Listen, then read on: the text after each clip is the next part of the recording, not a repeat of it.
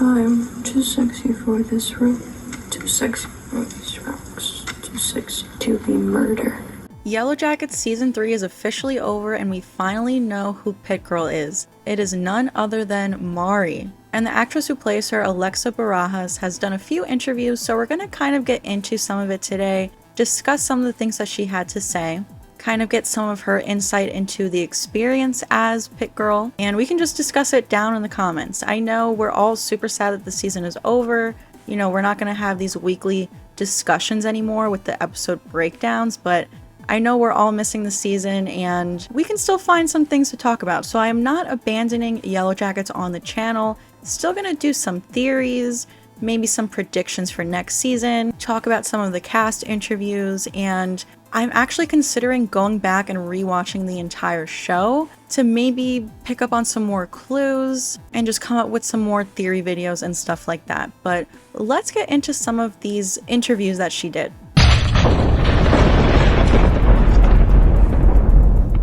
I'm Pamela, welcome back to the channel. So this article that I came across is on deadline.com. They interviewed Alexa Barajas and they talked about when she found out she was going to be Pit Girl and her whole experience with filming that whole scene. So the article starts off by saying nearly 6 years in the making, one of Yellowjackets' most anticipated scenes finally came to fruition on this week's season 3 finale episode. After a faceless brunette was teased as a victim of the cannibalistic soccer team's hunt in the beginning of the 2021 pilot episode, Mari's actress Alexis Barajas told Deadline she's long had a feeling her character would be revealed as the infamous Pit Girl. She said, "I didn't always know, but I did have a hunch.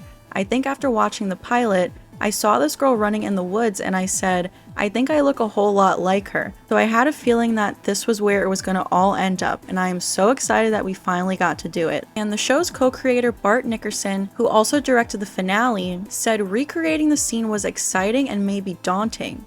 As he notes, the emotional weight of the finale comes from starting where we began. And so the show's obviously not over, but it's like landing back at the beginning in a way that sort of closes the loop. And also it kind of opens a door to a path moving ahead. And Alexa also said, "I think it's so funny because the fans, I think they're on such polar opposite ends. They either really want me to be Pit Girl or they really don't want me to be Pit Girl. But I think in the end, they both know I'm gonna be Pit Girl. And so hopefully now that they're getting their answers, they'll be satisfied." Yeah, so I do feel like the fandom was pretty divided on this. People either loved Mari or hated Mari. And if you love her, you didn't want her to be Pit Girl because you want her to survive. And I suppose if you hated her, like, you don't care if she dies. I was kind of indifferent to her. I said in my finale episode breakdown that, like, season 2, I didn't really care for her. She was kind of getting on my nerves, like, being a follower of Lottie. But she really grew on me in season 3. She had a lot of funny moments. And now, I did not think that she was going to be Pit Girl. I thought it was going to be Hannah. But I'm kind of glad it's Mari. As sad as it was, you know, it was a rough watch seeing her go through that. But it just holds so much weight for it to be one of the girls that we've grown attached to all these seasons. Because if it was going to be Hannah, it's like, who really cares, you know? So then she also gets into how her character's fate was foreshadowed at the beginning of this season, because in episode 1 or 2, she falls into the pit. She said, "All the pit stuff, it was cool because I actually got to spend time in the pit. Not only did I get to end up there, but I got to actually have full scenes inside the pit." She also says how it was so much fun and probably her favorite season yet. And then Deadline asked her, how far back did you know that Mari was going to be Pit Girl? And she said, "I didn't always know, but I did have a hunch because the girl running through the woods looks a lot like her." And she said, "So I had a feeling that this is where it was going to all end up." So they also talk about how she obviously did not film the pilot. So most of the girls were not there for those pilot scenes. They were like extras or stand-ins. They didn't cast most of the girls yet. We know that Misty is the only one who has an actual face reveal in the pilot. Everyone else, all those other girls, are like extras. These were not the girls who we've come to know in the show. So she reveals that after the pilot was shot, she came on, and it was cool because she got to actually watch the pilot before filming episode 2. And then they asked her, "Tell me about recreating that opening scene from the pilot. Was it difficult nailing all of the movements? And she said, I mean, I really wanted it to match as much as possible so that you can feel that full circle moment. And I really paid attention to the way she was running and wanted to make sure that all the pieces were in place. The way that she's laying in the pit for that to match properly. So that is really interesting because when I was watching the finale, some of those scenes where she was running, I was like, wait, are these actual scenes from the pilot? So we do know that they did insert some of the clips that were already filmed for the pilot, and they like stitched it with the new scenes that were filmed for the season 3 finale. And I do think that it blended pretty seamlessly. But there were some scenes where it was actually Alexis Barajas where I was thinking to myself, this looks so much like the pilot. Like, I wonder if this is actually her in this moment or if it's the pilot actress. The way that she was running, she really nailed the movements. Like, I don't know, the way she was swinging her arms, the way she was running, it literally was spot on in my opinion. And then she goes on to say, it was cool. I got to collaborate with the hair department and the wardrobe department as to how we wanted this reveal to happen. Because as soon as she draws the card, I think hopefully you're still unsure as to whether it's her or not. And then once she goes to do the scarecrow and the zipper comes undone and the jacket comes off and the hair is all of a sudden down, you go, oh shit, it is her. So yeah, during this scene, I was thinking to myself, wait, is this not Pit Girl scene because she was in her colorful jacket, her hair was up? And I was like, wait, maybe this is like a hunt that happens before the Pit Girl scene. But of course, she strips off her clothes, her hair comes down, the gown underneath is revealed, and then you're like, oh man, she is Pit Girl. And the fact that this was kind of her idea, she collaborated with the hair department and the wardrobe department and essentially came up with this idea of slowly stripping off the clothes to reveal the Pit Girl outfit. That's so crazy. I think it was so well done. And then Deadline says, it was obviously satisfying realizing that we finally get to see Pit Girl, but it's also super devastating how it happened with Shauna ruining their plan and then kind of getting back at Mari after their long-standing beef. Tell me about that and how it fits into her ultimate arc. And Alexis said, I think it's really cool this season because you see her have so much conflict with Shauna right off the top, and you see them literally physically fighting at the beginning. And I think Mari is really just trying to prove to everybody, can't you see what's going on? Don't you see who she is and what she's doing? And I don't think anybody really believes her until it's too late. And Shauna really just kind of took power and took over everybody. So I think it's awesome that it really does, again, feel very full circle, that you see them having so much conflict in the beginning and then kind of make up somewhere in the middle. And then by the end, it is Shauna's fault ultimately that she changes the odds and gets Mari to be the one, unintentionally in some way, to pick the Queen of Hearts. So that is definitely super interesting. We know the finale is called Full Circle. So it's full circle for the whole show because, the pilot, but it's also full circle for season 3. In the very beginning of season 3, we get the conflict with Shauna and Mari, and all the girls deceiving Shauna with Mari being decoy. And again, in the finale, Mari was decoy for Natalie to get out and go get help. They all deceived Shauna once again. And something else I just think is funny is in the first episode of season 3, when they all deceive Shauna and Mari's decoy, Shauna bites Mari, and of course she eats Mari in the finale. They also asked her, do you think Mari felt guilt about getting Coach Ben captured? And she said 100%. I think when she was with him in the caves, she was so vulnerable, and in some ways, it was so nice that we got to see Mari shed off her hard exterior that she keeps up with everybody. And after she spends so much time with Coach Ben, she was able to get in touch with her vulnerable side and her real self. And I think she didn't necessarily want him dead, she just wanted to be accepted by the group. I think she felt in a corner, threw him under the bus, not expecting the repercussions that were going to come with it. And once she couldn't defend him anymore, I do think that she feels like his death was her fault, that he deserved better and his suffering was her fault. This whole season was tragic, man.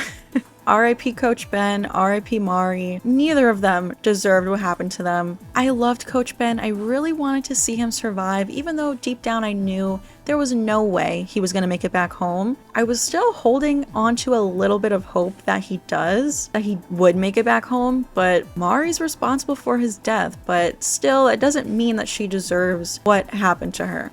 And then they do talk about how Mari had so many quotable lines this season, like, "Go fuck your blood dirt, Lottie," and "I walked back to civilization so I could fuck your dad." And she said, "I remember reading that and going, oh, this is so funny. I'm so happy I get to say this." Mari really does have a lot of good, like, one-liners throughout the show. And then she also does talk about how the perfect final words for her were, "Oh my god, fuck off." That's what she says to Lottie. I did come across a couple of other articles where she does an interview, and I'm gonna get into a little bit of that. So this next one is from vulture.com, and they did ask her, when did you find out you're going to be Pit Girl? Like, did you know for most of your time on the show? And she said that she found out during this season. So they really kept it a secret from all of the cast. In this article, they talked a little bit more about why Mari and Shauna butted heads so much, and Alexa said, "I think she's the only one who was willing to call her out, at least at the beginning. She was the only one to be like, I don't care what happened, we're all going through stuff.